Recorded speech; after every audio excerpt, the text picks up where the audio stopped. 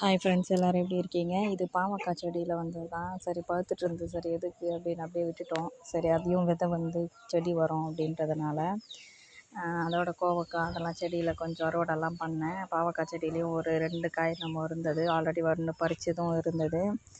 ஊரில் பயங்கர வெயிலுங்க. உங்களுக்கெல்லாம் எப்படி இருக்குது கிளைமேட் அப்படின்னு மறக்காமல் கமெண்ட் பண்ணுங்கள். பயங்கர வெயில், வெளியில் வர்றதுக்கே முடியல. அந்தளவுக்கு கஷ்டமாக இருக்குது. வெயில் பயங்கரமாக இருக்குது.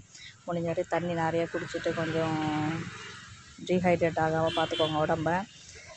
பாவக்காய் அறுவடை பண்ணேன். அதோட கோவக்காயையும் அறுவடை பண்ணியிருக்கேன்.